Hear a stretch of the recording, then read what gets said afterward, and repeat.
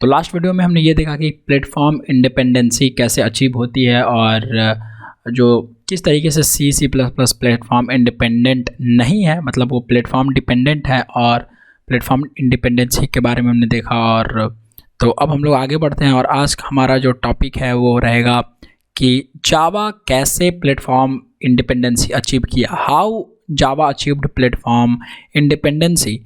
सो यहाँ तक हमने ऑलरेडी ये सब कर रखा है ना, ये 14 फीचर्स वगैरह है ना। सम इम्पॉर्टेंट पॉइंट्स में हमने ये 2 चीज़ें कर लिया, common terminologies, platform dependency, platform के बारे में सब कुछ, वाई C++ और प्लेटफॉर्म डिपेंडेंट ये भी कर लिया। अब हम लोग इसमें आते हैं कि how Java is platform independent, आखिर जावा प्लेटफॉर्म इंडिपेंडेंट कैसे है। तो लास्ट वीडियो में मैंने आपको पढ़ाया था, अगर आपको याद हो तो, कि किसी भी चीज़ को प्लेटफॉर्म इंडिपेंडेंट, कोई भी प्रोग्राम अगर प्लेटफॉर्म इंडिपेंडेंट होता है तो इसका मतलब ये है कि जो प्रोग्राम हम लिखेंगे तो वो कंपाइल होगा। तो जो कंपाइल होता है उस टाइम पर मशीन लैंग्वेज के फॉर्मेट में कन्वर्ट ना करके वो जो मशीन लैंग्वेज का कोड जनरेट होगा उसको एग्जीक्यूशन टाइम पर ले आया जाए, है ना, एग्जीक्यूशन फेज पर ले आया जाए, तब ऐसे करके प्लेटफॉर्म इंडिपेंडेंसी अचीव होती है। अगर आपको इतना समझ में नहीं आ रहा है जो मैंने बात कहा तो प्लीज़ पिछली वीडियो जाके देखिए, तब इस वीडियो को देखिएगा, ठीक है। तो हम लोग आगे बढ़ते हैं। अब तो जावा कैसे प्लेटफॉर्म इंडिपेंडेंट बना, जरा उसको देखते हैं कि क्यों इसको हम प्लेटफॉर्म इंडिपेंडेंट कहेंगे, ठीक है। तो देखिए सिंपल सी बात है, प्लेटफॉर्म जैसे मान लीजिए कि हमने लिखा है यहाँ पर एक कैलकुलेटर डॉट जावा, ओके, हमने बनाया एक कैलकुलेटर डॉट जावा, ओके, ये हमने एक प्रोग्राम बना दिया। तो अब क्या होगा कि ये जो हमारा कैलकुलेटर डॉट जावा है, ध्यान से समझेंगे हम इस बात को, बहुत अच्छे से समझेंगे। एक कैलकुलेटर डॉट जावा है, अब ये डायरेक्ट रन तो होगा नहीं, इसको करना पड़ेगा हमें कंपाइल। तो जावा का कोड को जब हम कंपाइल करेंगे, ठीक है, तो कंपाइलर आएगा यूज में, ओके, तो कंपाइलर आएगा। अब जब कंपाइलर आएगा तो ये कोड को हमको कंपाइल करके देगा, जावा का कंपाइलर। ये कंपाइलर का मतलब क्या, जावा का कंपाइलर, ओके। तो ये जावा के कोड को हमें कंपाइल करेगा और कंपाइल करके यहाँ पर डायरेक्ट जो है वो मशीन लैंग्वेज कोड में नहीं बदलेगा, ओके। ईमेल कोड मतलब मशीन लैंग्वेज कोड, ठीक है, जो मशीन समझ सके, प्लेटफॉर्म समझ सके, जो ऑपरेटिंग सिस्टम समझ सके, तो वैसा कोड में ये कन्वर्ट डायरेक्ट नहीं कर रहा है यहाँ पर, ध्यान से समझेंगे इस बात को। जबकि C++ में कंपाइलर क्या करता है कि मशीन लैंग्वेज कोड में डायरेक्ट उसको बदल देता है, ठीक है। तो यहाँ पर ऐसा नहीं होगा, ये जो कंपाइलर है ये आपके कैलकुलेटर डॉट जावा को बाइट कोड में बदल के दे देगा, ठीक है, बाइट कोड में बदल के दे देगा, और वो बाइट कोड क्लास के फॉर्मेट में होगा, डॉट क्लास उसका एक्सटेंशन नेम होगा, ठीक है। तो बाइट कोड, अब देखिए ये जो कैलकुलेटर डॉट क्लास है, ठीक है, ये आपका है बाइट कोड। बाइट कोड क्या होता है, सिंपल जावा का कंपाइल किए गए कोड को बाइट कोड कहते हैं, और ये बाइट कोड इनक्रिप्टेड होता है, जो समझा नहीं जा सकता है डायरेक्टली, ठीक है। तो अब कैलकुलेटर डॉट जावा आपने बनाया, जावा का कंपाइलर प्रयोग किया, ठीक है। ये कंपाइलर कहाँ है, ये जावा प्रोग्राम में लिख देता हूँ यहाँ पे एग्जाम्पल, जावा प्रोग्राम, ओके, यहाँ पर एग्जाम्पल देना ज़रूरी है, ओके। तो ये हमारा हुआ जावा प्रोग्राम। तो कैलकुलेटर डॉट जावा बना, कंपाइलर आया जावा का, कैलकुलेटर डॉट क्लास में उसको बदल करके दिया। अब ये जो कैलकुलेटर डॉट क्लास है ये तो इनक्रिप्टेड है, तो अगेन क्या ये डायरेक्ट कंप्यूटर के द्वारा समझा जा सकता है। अरे कोई किसी चीज़ को आप इनक्रिप्ट कर दोगे तो क्या वो डायरेक्ट समझा जा सकता है, नहीं, उसको डिक्रिप्ट करना पड़ेगा ना, उसको समझने के लिए अलग से कुछ काम करना पड़ेगा ना, बिल्कुल करना पड़ेगा। तो कंप्यूटर भी इसको, जब ये इनक्रिप्ट हो गया, ये बाइट कोड में आ गया, कैलकुलेटर डॉट क्लास में आ गया, तो कोड कंपाइल तो हो ही गया, ठीक है, ध्यान से समझेंगे, ये कोड कंपाइल हो गया, लेकिन अब ये इनक्रिप्टेड हो गया। तो अब ये इनक्रिप्टेड हो गया ना, तो यहाँ पर क्या होता है, बाइट कोड इनक्रिप्टेड हो गया भी और कंपाइल भी किया गया है ऑलरेडी।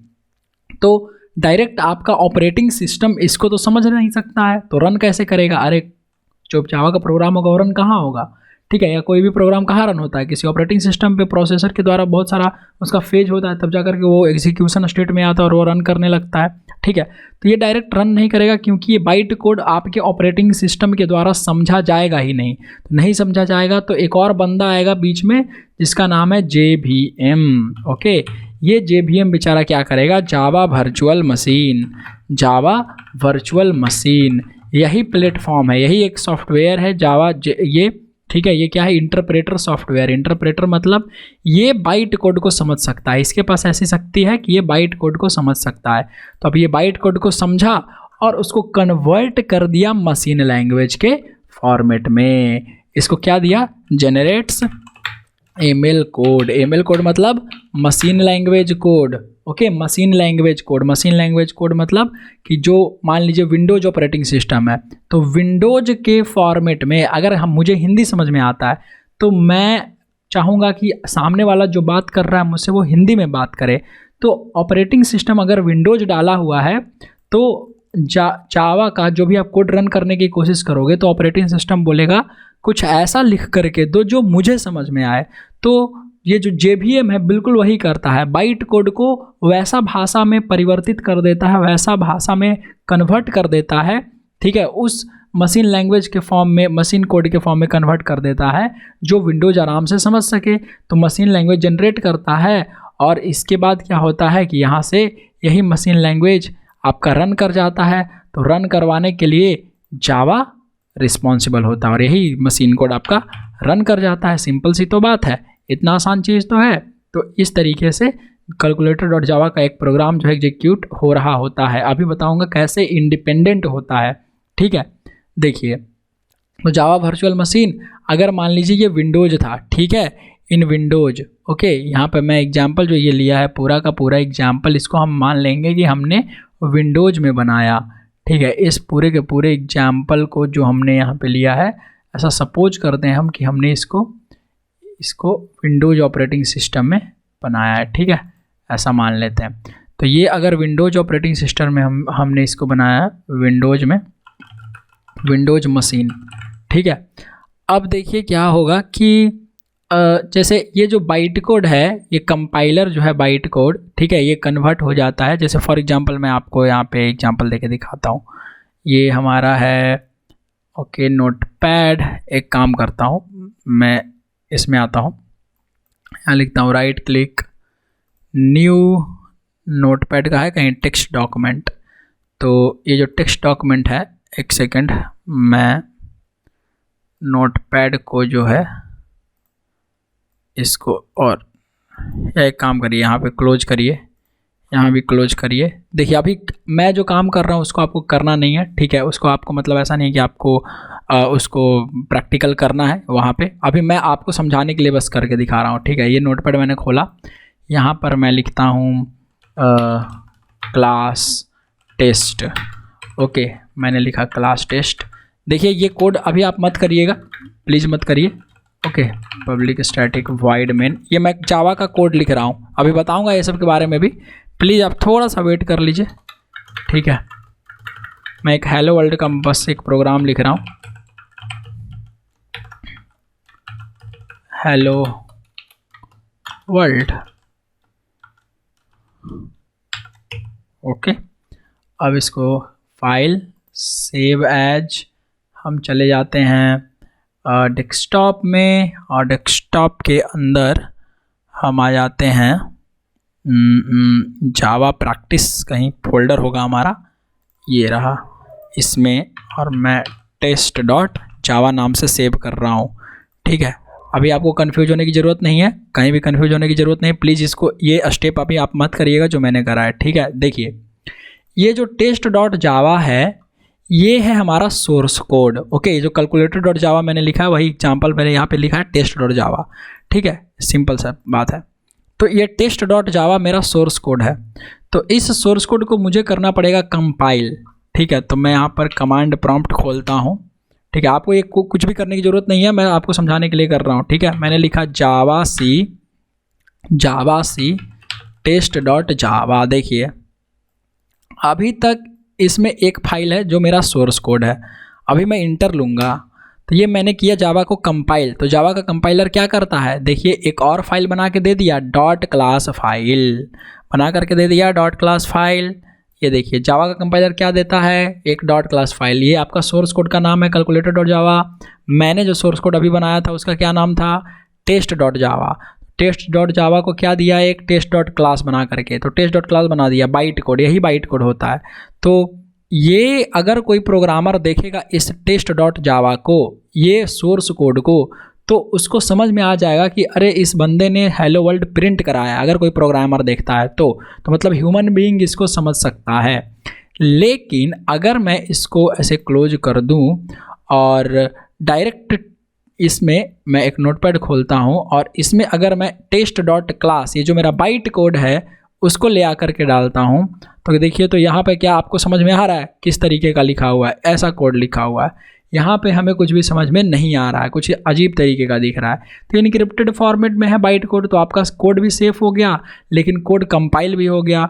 ठीक है, तो कोड हमारा कंपाइल भी हो गया और ये बाइट कोड में बदल भी दिया गया। ठीक है, समझ गए? तो ये कौन करता है? जावा का कंपाइलर। तो जावा का कंपाइलर ऐसे किया। अब जब रन करेगा तो JVM रन करवाएगा इसको। कैसे? देखिए यहाँ पर हम रन करवाने के लिए लिखते हैं जावा टेस्ट। टेस्ट मतलब अपने उस बाइट कोड का नाम लिख देते हैं। ये जो हमारा बाइट कोड है, तो बाइट कोड टेस्ट नाम से जनरेट हुआ था, बिल्कुल हुआ था। इंटर ले लेते हैं तो देखिए हेलो वर्ल्ड प्रिंट होकर के आ गया। तो सब कुछ वही करता है इंटरनली। ये क्या करता है? JVM जावा वर्चुअल मशीन जो है इसको रन करवाया। रन करवाने से पहले क्या किया? ट्रांसलेट किया उस बाइट कोड को। ये जो इनक्रिप्टेड फॉर्म में लिखा हुआ था आपका, ये जो इनक्रिप्टेड फॉर्म में आपका लिखा हुआ था ना, ये इनक्रिप्टेड फॉर्म में आपका byte code dot class file. ठीक है, तो ये जो डॉट क्लास एक्सटेंशन नेम है इसी बाइट कोड का, जावा के बाइट कोड का एक्सटेंशन नेम क्या होता है? Dot class. ये डॉट क्लास फाइल जो है इसको पहले पढ़ेगा, ठीक है, समझेगा और इसको देखेगा भाई क्या क्या कोड है क्या नहीं है वो सब। अब वो करेगा भाई उसको मशीन लैंग्वेज में कन्वर्ट, ताकि विंडोज समझ सके। तो विंडोज समझ सके उसको कन्वर्ट किया और एक एक लाइन एग्जीक्यूट किया, क्योंकि रन या एग्जीक्यूशन एक एक लाइन ही होगा। आपने 100 लाइन लिखा है तो JVM क्या करेगा? एक एक लाइन उसको रन करेगा। तो जो एक एक लाइन ऐसे रन करवाता है, एग्जीक्यूट करवाता है, उसको क्या बोलते हैं? इंटरप्रेटर। कंपाइलर ने उसको बोलते हैं इंटरप्रेटर। ध्यान रखिएगा इस बात को, उसको क्या बोलते हैं हम लोग? इंटरप्रेटर। ओके, तो वो जावा हमारा ये जो JVM है वो इंटरप्रेटर होता है। अब देखिए ये मेरे में इंस्टॉल था, जावा का कंपाइलर वगैरह मेरे कंप्यूटर में था, JVM था, तो कंपाइल भी हो गया और रन भी कर गया। आप में नहीं होगा, ऑफ कोर्स आपने इंस्टॉल नहीं किया होगा। तो अभी आपको ये करने की ज़रूरत नहीं है, मैंने आपको ये समझाने के लिए बताया। देखिए अब क्या होगा, जावा का जो ये बाइट कोड है ना, ये बाइट कोड, ठीक है, ये बाइट कोड जो है, ये बाइट कोड मतलब यहाँ तक अगर मैं फाइल में जाऊँ, यहाँ पे ये जो टेस्ट डॉट क्लास है ये बाइट कोड है। ठीक है, तो ये बाइट कोड जो है ये होता है प्लेटफॉर्म इंडिपेंडेंट। प्लेटफॉर्म से कैसा होता है? इंडिपेंडेंट। ओके, मतलब ये ऐसा नहीं है कि मैंने इसको विंडोज में बनाया तो ये सिर्फ विंडोज पर रन करेगा। नहीं नहीं नहीं, ऐसा बिल्कुल नहीं है। ये प्लेटफॉर्म पर क्या करता है? इंडिपेंडेंट रहता है। ऐसा नहीं है कि ये सिर्फ विंडोज में बनाया गया तो विंडोज में ही रन करेगा, नहीं। तो अगर आप इस टेस्ट डॉट जावा को डिलीट कर दें इस तरीके से और फिर से रन करवाने की कोशिश करें, क्योंकि कंपाइल किसको करवाते हैं? सोर्स कोड को या बाइट कोड को? अरे सोर्स कोड को। तो सोर्स कोड तो हमने डिलीट कर दिया, तो कंपाइल क्यों करवाएंगे? राइट, समझ में आ रहा है मेरी बात? आराम से। तो हम इसको रन करवाते हैं क्योंकि बाइट कोड हमारा पड़ा हुआ है, तो डायरेक्ट हम इसको रन करवाएंगे। तो सिर्फ लिखते हैं जावा टेस्ट, तो क्या फिर से रन हुआ? हो गया ना। तो अगर आप इस बाइट कोड को पेन ड्राइव में कॉपी कर लें और अपने लैपटॉप, मतलब आपके फ्रेंड का मान लेते हैं कि मैकबुक है, और उसमें जाकर के पेस्ट करके अगर आप रन करवाने की कोशिश करें तो रन हो जाएगा, अगर वहाँ पर JVM रहेगा तो। क्योंकि इस बाइट कोड को कौन समझता है? JVM। और मशीन लैंग्वेज में कौन कन्वर्ट कर रहा है? ये JVM। यहाँ पर ये जो बीच वाला सेक्शन है ये JVM। तो ये समझने का और उसमें बाइट कोड को समझने की कैपेबिलिटी किसके पास है? इस JVM के पास है। तो अगर आपको रन करवाना है तो JVM चाहिए। तो हर एक मशीन में जहाँ पर JVM उपलब्ध है, क्या वहाँ पर जावा का बाइट कोड रन हो सकता है? बिल्कुल हो सकता है। ठीक है, तो ये हमारा जो बाइट कोड होता है, इसको मैं अगर कॉपी करके अपने विंडोज मशीन से बना करके कॉपी करके अगर मैं ले जाऊं अपने दोस्त के लैपटॉप में जो मैकबुक है, या दोस्त के मैं लिनक्स वाले कंप्यूटर में, या सोलरिस वाले कंप्यूटर में, सोलरिस भी एक ऑपरेटिंग सिस्टम होता है, सोलरिस। ओके, तो वो भी एक ऑपरेटिंग सिस्टम ही होता है। या लिनक्स उबंटू वाले ऑपरेटिंग सिस्टम में, तो क्या वहाँ रन करेगा? बिल्कुल रन करेगा। क्यों रन करेगा? क्योंकि कैलकुलेटर डॉट क्लास जो है कंपाइल भी हो गया है और इनक्रिप्टेड फॉर्म में एक जगह पड़ा हुआ है, एक फाइल में पड़ा हुआ है, जो फाइल का नाम है डॉट क्लास फाइल, वही डॉट क्लास फाइल जो नाम से आपने उसको जनरेट करवाया होगा। तो डॉट क्लास फाइल जो है हमारा वो बाइट कोड होता है। बाइट कोड क्या होता है? जावा का कंपाइल्ड कोड भी हो गया और वो क्या हो गया, वो इनक्रिप्टेड है। अभी मैंने आपको दिखाया कि वो ऐसे हमें खुद से ऐसे हम लोग उसको समझ नहीं सकते हैं, ठीक है। तो इसलिए क्या हुआ, अब ये है भाई platform independent. Okay, this section is nothing but platform independent. अगर आप इसको कॉपी करके दूसरे ऑपरेटिंग सिस्टम में ले जाएं तो वहाँ पर भी ये रन करेगा, ठीक है। ये क्या है भाई? प्लेटफॉर्म इंडिपेंडेंट, ये समझने वाली बात है, प्लेटफॉर्म इंडिपेंडेंट, ठीक है। तो हो तो गया। तो जावा का मेन कोड यही तो है। अरे जावा को रन करवाने के लिए, जावा के प्रोग्राम को रन करवाने के लिए आपको कैलकुलेटर डॉट जावा चाहिए या आपको कैलकुलेटर डॉट क्लास चाहिए? दिमाग लगाइए, खुद से कमेंट में बताइए कौन सा फाइल जरूरी है रन करवाने के लिए। रन करवाने के लिए आपको जरूरी है कैलकुलेटर डॉट क्लास। अरे ये तो सोर्स कोड है। मान लीजिए कि मैं डेवलपर हूँ और आपको बिजनेस करना है, तो आप जब मेरे को कहेंगे कि भाई एक बिजनेस नहीं, या फिर आपको एक प्रोग्राम बनाना है, बस हेलो वर्ल्ड लिखने का है, तो आप आए मेरे पास, आपने बोला भैया हेलो वर्ल्ड का प्रोग्राम बना दीजिए, मैंने बना दिया। अब जब मैं आपको दूंगा वो, तो मैं थोड़ी ना ये वाला कोड दूंगा। ये कोड तो आप पढ़ के कुछ गलती से उसमें टाइप कर देंगे, तो फिर कंपाइल गलती से करेंगे तो फिर रन नहीं करेगा। तो मैं आपको सिर्फ ये दूंगा, कैलकुलेटर डॉट क्लास फाइल दूंगा, डॉट क्लास फाइल, ठीक है, क्योंकि ये इनक्रिप्टेड भी है, किसी को समझ में भी नहीं आएगा, और साथ ही साथ ये कंपाइल्ड भी है। और मैं बोल दूंगा कि जब भी आपको इसको रन करवाना हो तो आप लिखेंगे जावा और डॉट क्लास फाइल का नाम सिर्फ, तो हम लिख देंगे जावा कैलकुलेटर, और अगर JVM वहाँ पर इंस्टॉल होगा उस कंप्यूटर में तो रन कर जाएगा, ठीक है। तो ये होता है प्लेटफॉर्म इंडिपेंडेंट। तो यही बाइट कोड के कारण the reason for being Java program platform independent is this byte code. Okay, this is the main reason जिसके वजह से प्लेटफॉर्म इंडिपेंडेंसी जावा अचीव करती है। क्या अब मेरी बात समझ में आई? इसीलिए मैंने आपको लास्ट वीडियो देखने के लिए बताया था, और आई थिंक आपने देखा होगा जरूर। आई होप, मैं आशा करता हूँ कि आपने जरूर देखा होगा वो लास्ट वीडियो, और उसमें मैंने बताया कि अगर आपको प्लेटफॉर्म इंडिपेंडेंसी अचीव करवानी है तो जो मशीन लैंग्वेज का जनरेशन हो रहा है, ये जो मशीन लैंग्वेज जो ऑपरेटिंग सिस्टम समझ सकता है, जैसे लिनक्स, तो लिनक्स की भाषा समझ सकता है। ऑपरेटिंग सिस्टम विंडोज़, तो विंडोज़ के बारे में जो वो कोड होगा वो समझ सकता है, विंडोज़ के फॉर्मेट वाला कोड समझ सकता है, ठीक है। बिल्कुल, अगर मैं हिंदी जानता हूँ तो हिंदी का लिखावट समझ सकता हूँ ना, हिंदी बोल सकता हूँ ना। इंग्लिश जानता हूँ तो इंग्लिश वाला, ठीक है। फ्रेंच जानता हूँ तो फ्रेंच वाला, बिल्कुल उसी तरीके से। तो यहाँ पर जब आपको प्लेटफॉर्म इंडिपेंडेंसी अचीव करवानी हो तो हमें क्या करना पड़ता है? तो कंपाइल टाइम से ये जो जनरेट हो रहा है ML मशीन लैंग्वेज कोड, उसको कंपाइल टाइम पर ना करके कहाँ कर दें? एग्जीक्यूशन टाइम पर, रन टाइम पर। तो ये रन करते वक्त ही तो हो रहा है ना, तो ये रन टाइम पर हो रहा है कि नहीं हो रहा है ना? कब हो रहा है? जब हम लोग प्रोग्राम रन करते हैं तब मशीन लैंग्वेज में जनरेट होता है। क्या अब मेरी बात समझ में आ रही है?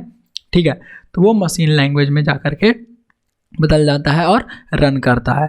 तो ये हो गया प्लेटफॉर्म इंडिपेंडेंट, ठीक है। तो ये जो बाइट कोड होता है वो प्लेटफॉर्म इंडिपेंडेंट होता है। इसको कहीं भी पेन ड्राइव में ले जाइए, इंटरनेट पर डाउनलोड कर लीजिए और रन करवा लीजिए। अगर JVM है तो रन कर जाएगा, ठीक है। ये हमने बात करा किस तरीके से प्लेटफॉर्म इंडिपेंडेंसी जावा जो है वो अचीव करता है। अब आपको समझ में आया होगा, ठीक है। तो अगेन मान लेते हैं कि मेरा कंप्यूटर विंडोज़ का है, ये विंडोज़ मशीन है। अगर मान लेते हैं मेरा कंप्यूटर जो है वो लिनक्स का है, ठीक है। यहाँ से मैं लिनक्स का कंप्यूटर ऐसा बना देता हूँ थोड़ा सा, और ठीक है, ये मेरा लिनक्स का कंप्यूटर है। तो इस बार मुझे कुछ नहीं चाहिए, मुझे यही कैलकुलेटर डॉट क्लास चाहिए। तो ये कैलकुलेटर डॉट क्लास मैं अपने पेन ड्राइव से ले आऊँगा, अपने दोस्त के पेन ड्राइव से, अपने पेन ड्राइव से। अब ये कैलकुलेटर डॉट क्लास मैंने फाइल ले आया यहाँ पे, और ये मेरा लिनक्स का है, ठीक है। लिनक्स ऑपरेटिंग सिस्टम, OS मतलब ऑपरेटिंग सिस्टम, तो लिनक्स OS है। अब मुझे क्या करना है, ठीक है।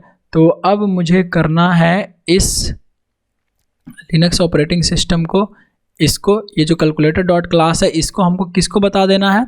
तो JVM होगा। तो अगेन JVM इंस्टॉल करना बहुत ज़रूरी है। जहाँ भी जावा का कोड रन करना है वहाँ पर जावा वर्चुअल मशीन, ये एक सॉफ्टवेयर होता है, इंटरप्रेटर होता है, जो डॉट क्लास फाइल को, जो इस बाइट कोड को कन्वर्ट करेगा, जनरेट करेगा, ये कोड जनरेट करके देगा आपको, राइट, मशीन लैंग्वेज में। तो हमारा मशीन क्या है इस बार, विंडोज का है या लिनक्स का है? देखिए यहाँ पर लिनक्स का है, राइट, तो लिनक्स का है, तो हम तो इसको ले गए थे सिर्फ कैलकुलेटर डॉट क्लास को। और ये कैसा है, प्लेटफॉर्म इंडिपेंडेंट है? जी बिल्कुल इंडिपेंडेंट है। और मान लीजिए लिनक्स ओएस में JVM इंस्टॉल है, ठीक है, तो लिनक्स ओएस में JVM हमारा इंस्टॉल्ड है, कोई दिक्कत वाली बात नहीं है अब तक।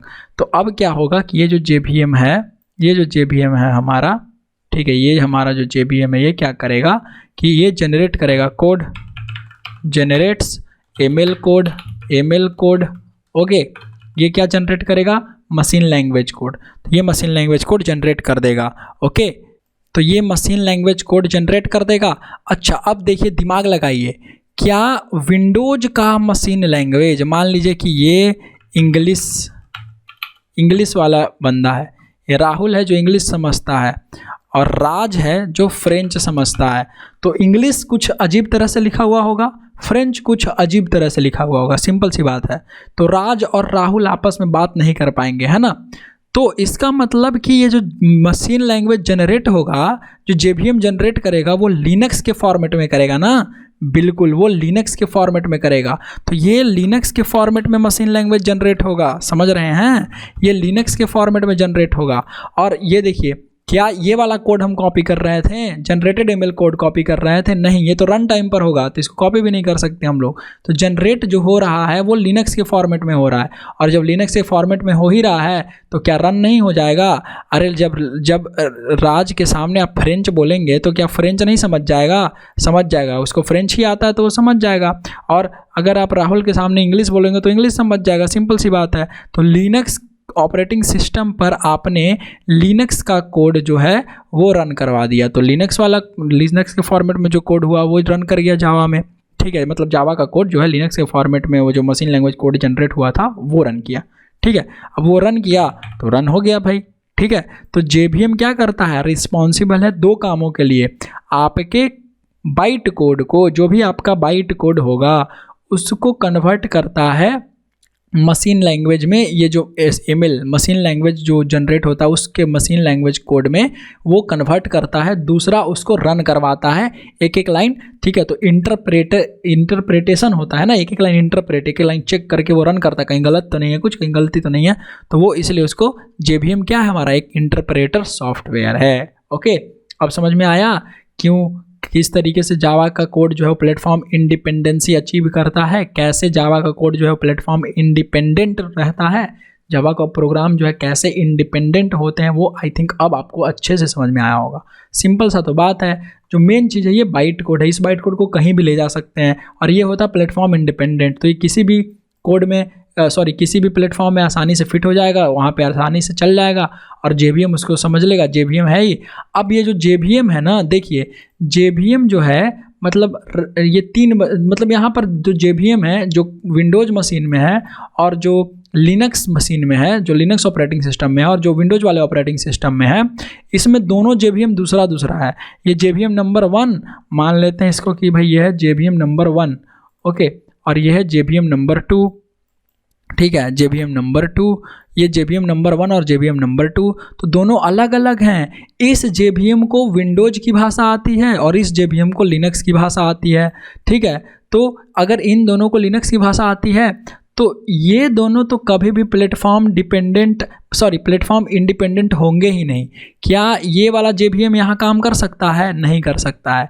अरे अगर राहुल को सिर्फ इंग्लिश आता है और राहुल अगर बात करना चाहे इस फ्रेंच वाले राज के साथ, तो क्या बात कर पाएगा? नहीं कर पाएगा, राइट ना। तो सिंपल वही चीज़ तो यहाँ पे अप्लाई हो गया है भाई। आपको समझना तो है सिर्फ कि ये जो हमारा JVM है, ठीक है, ये 1 नंबर वाला JVM जो फर्स्ट JVM है, इसको विंडोज़ की भाषा आती है, तो ये विंडोज़ के बारे में समझेगा कोड को।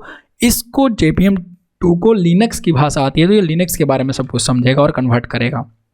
तो सिंपल सी तो चीज़ है कि ये विंडोज़ वाला JVM और लिनक्स वाला JVM बिल्कुल अलग अलग सॉफ्टवेयर होंगे, राइट, अलग अलग सॉफ्टवेयर होंगे दोनों, क्योंकि ये ना तो लिनक्स समझ सकता है और ये लिनक्स वाला ना तो विंडोज़ समझ सकता है, सिंपल सी बात है। तो ये JVM JVM कभी भी क्या होते हैं, JVM प्लेटफॉर्म इंडिपेंडेंट होते हैं या डिपेंडेंट होते हैं, तो JVM प्लेटफॉर्म डिपेंडेंट होते हैं, ये प्लेटफॉर्म पर डिपेंडेंट करते हैं, ध्यान रखिएगा। JVM क्या करता है, JVM प्लेटफॉर्म डिपेंडेंट होते हैं। JVM जो सॉफ्टवेयर होता है वो उसकी मैं बात कर रहा हूँ सिर्फ, तो JVM प्लेटफॉर्म डिपेंडेंट सॉफ्टवेयर्स होते हैं, जबकि ये जो कंपाइलर है, ये जावा का कंपाइलर, ये प्लेटफॉर्म इंडिपेंडेंट होता है। और इसीलिए जब प्लेटफॉर्म इंडिपेंडेंट होता है तो आपको क्या मिलता है, प्लेटफॉर्म इंडिपेंडेंट होता है तो आपको एक बाइट कोड मिलता है। इसीलिए तो बाइट कोड मिलता है क्योंकि ये जो कंपाइलर है वो प्लेटफॉर्म इंडिपेंडेंट होता है। कोई भी कंपाइलर कहीं से भी लाइए, अरे अपने से सोचिए, अगर विंडोज़ का किया गया कोड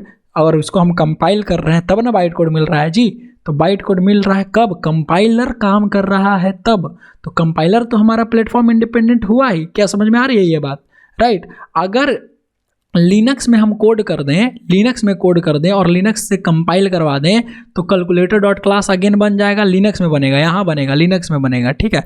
तो जो लिनक्स में कोड बनेगा, क्या हम उस कंपाइलर डॉट क्लास को अगेन विंडोज़ में ले जा सकते हैं? बिल्कुल ले जा सकते हैं, क्योंकि डॉट क्लास फाइल जो है वो क्या होता है, बाइट कोड क्या होता है, ये बाइट कोड होता है प्लेटफॉर्म इंडिपेंडेंट। इसको तो लिनक्स से विंडोज़ में ले जाए या विंडोज़ से लिनक्स में जाए सेम ही रहेगा।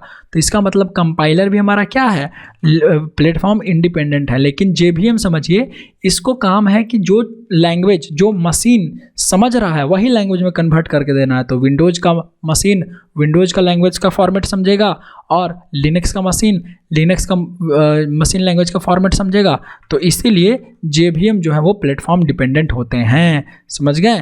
तो आपको जब भी हम लोग डाउनलोड करेंगे JVM, तो अलग अलग ऑपरेटिंग सिस्टम के लिए अलग अलग JVM होते हैं, ओके। मैक के लिए अलग, लिनक्स के लिए अलग, विंडोज़ के लिए अलग, सोलरिस के लिए अलग, तो अलग अलग JVM होते हैं। अब हमें इतना बात समझ में आया। तो इस तरीके से जावा जो है वो प्लेटफॉर्म इंडिपेंडेंसी अचीव कर दी है। The main reason is this byte code, okay. ऐसे करके आई थिंक अब आपको इतना सब कुछ क्लियर हो गया होगा, राइट। तो आइए एक बार नोट्स में झांक लेते हैं, हम लोग देख लेते हैं क्या क्या हमने वहाँ पे डिस्कस कर रखा है। नीचे आइए, ये सब तो हमने ऑलरेडी पढ़ रखा है, राइट। तो थोड़ा सा नीचे आते हैं, और ये सब हमने ऑलरेडी कर रखा है, ये सब ऑलरेडी मैंने सिखा दिया आपको, okay. How Java achieved platform independency, एक बार फिर से मैं आपको यहाँ पे हाईलाइट दे देता हूँ, ठीक है, कि जावा अचीव्ड प्लेटफॉर्म इंडिपेंडेंसी, जावा अचीव करती है platform independency by moving machine language code generation from compilation phase by using a new compiler, byte code and JVM moving from compilation phase, okay. यहाँ पे लिख दीजिए, एक लाइन हमारा और होगा, ठीक है। यहाँ पे मैंने गलती से एक लाइन छोड़ दिया है, कोई बात नहीं, गलती से छोड़ गया तो मैं यहाँ पे लिख दूंगा कि phase two execution phase, okay. यहाँ पे क्या होगा, टू एग्जीक्यूशन फेज, ओके। यहाँ पर होगा एग्जीक्यूशन फेज, ठीक है। यहाँ पे ध्यान रखिएगा, यहाँ पर होगा हमारा एग्जीक्यूशन फेज, ओके। ये हमारा होगा ज़रूर से एग्जीक्यूशन फेज, ध्यान रखेंगे हम इसको पक्का। ये होगा हमारा एग्जीक्यूशन फेज, ओके। तो कंपाइल टाइम से जो हमारा कंपाइल टाइम पर पहले मशीन लैंग्वेज कोड बनता था उसको हम लोग मूव करवा देंगे, उस पूरे प्रोसेस को कहाँ, एग्जीक्यूशन फेज पर। जब रन कर रहा होगा तब करवाएंगे।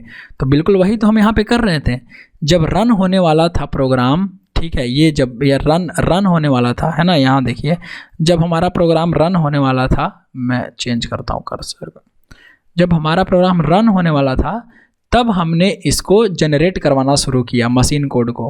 और मशीन कोड को जनरेट करने के लिए किसका प्रयोग किया, JVM का। JVM क्या है, इंटरप्रेटर सॉफ्टवेयर है, वही एक लाइन चेक करके उसको कन्वर्ट कर दे रहा है और रन कर दे रहा है, सिंपल सी बात है। तो ये मशीन कोड पहले C++ में यहाँ जनरेट होता था, ठीक है, लेकिन यहाँ पे इस बार क्या जनरेट हो रहा है, बाइट कोड। तो यही रीज़न तो है किसका, जावा के प्लेटफॉर्म इंडिपेंडेंसी को अचीव करने का, ठीक है। तो आई होप अब ये लाइन समझ गए होंगे। तो Java code is not compiled directly, देखिए जावा का कोड डायरेक्टली कंपाइल्ड होकर के किसी ऑपरेटिंग सिस्टम प्लेटफॉर्म के लिए स्पेसिफिक नहीं हो जाता है। मतलब विंडोज़ पर अगर कंपाइल हुआ जावा का कोड तो ऐसा नहीं है कि सिर्फ विंडोज़ पर काम करेगा, ना जी ना, ये विंडोज़ पर जो कंपाइल हुआ है कोड आपका, ठीक है, तो ये कोड आपका लिनक्स में भी काम कर रहा होगा, ये कोड आपका मैक में भी काम कर रहा होगा, ठीक है।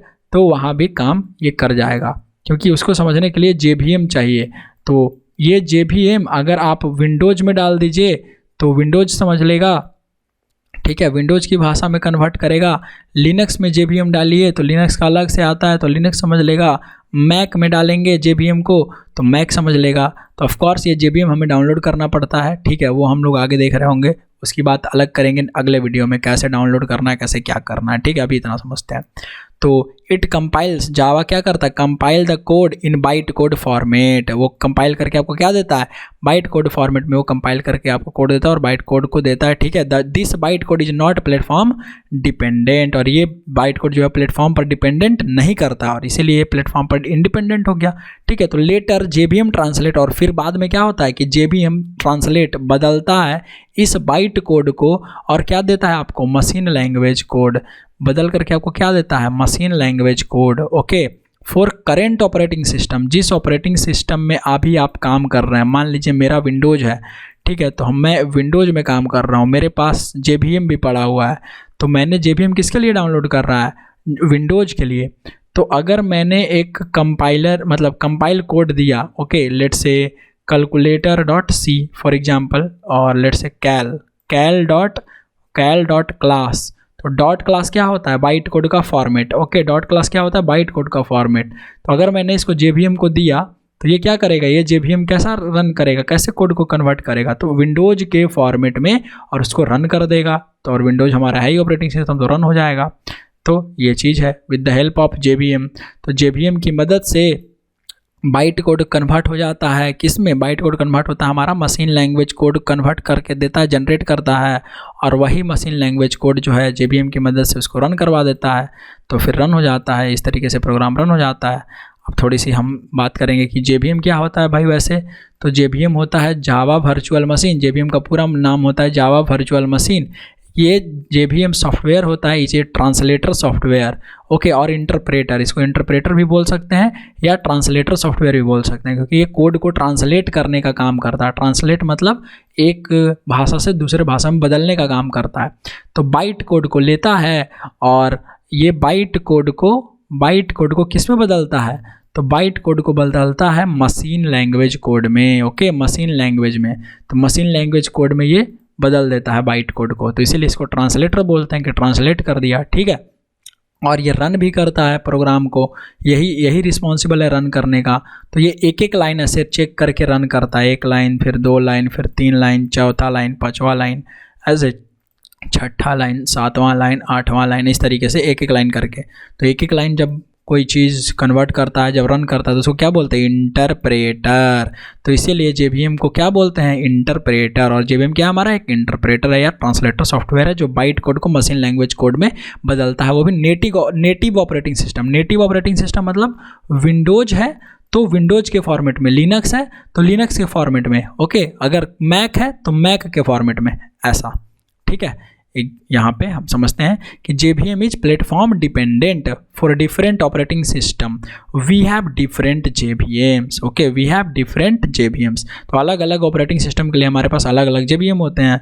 और अगेन यहाँ पर एक एग्जांपल है किस तरीके से रन होता है, मैंने आपको ऑलरेडी बताया। और ये देखिए, ये वही वाली चीज़ है कि भाई एक सॉफ्टवेयर में हम बनाने गए, एक प्रोग्राम बनाने गए abc.java नाम से, ये हमारा सोर्स कोड है, ये हमने बनाया जावा का कंपाइलर से, हमने इसको कंपाइल करवा दिया। और ये मेरा विंडोज़ का PC था, विंडोज़ मशीन में हम ये काम कर रहे थे, तो वो उसने दिया हमें abc.class। तो abc.class होता है प्लेटफॉर्म इंडिपेंडेंट। यहाँ पे अगर आप देखेंगे तो ये होता है प्लेटफॉर्म इंडिपेंडेंट।